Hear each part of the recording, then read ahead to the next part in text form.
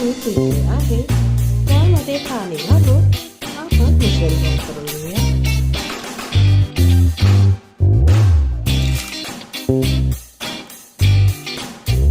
अशा पद्धतीने घातलं तयार करून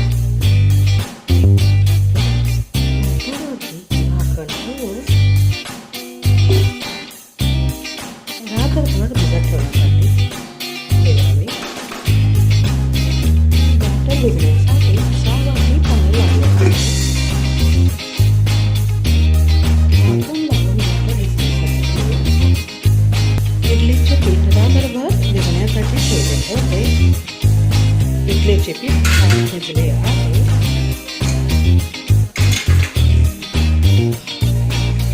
इडलीच्या पिठामध्ये चवीनुसार मीठ घालायचे व 3 चमचे तेल घालून व्यवस्थित इडलीचे पीठ मिक्स करून घ्यायचे आहे.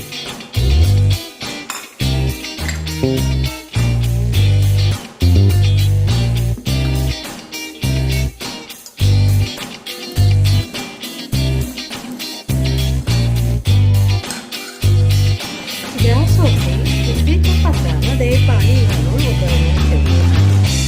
पाण्याला उकळी आली आहे. इडलीच्या पात्रांना तेल लावून घेतले आहे. त्यामध्ये आता बॅटर भरूया. इडलीचे मिश्रण इडली पात्रामध्ये भरून झाले आहे. आता आपण इडली पात्र इडलीच्या भांड्यामध्ये ठेवायचे आहे.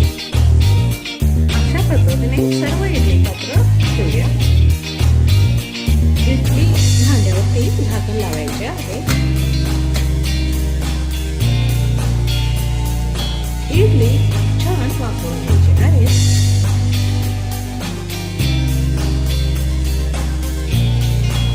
10 मिनिटे झाली आहेत. इडल्या छान वाफल्या आहेत.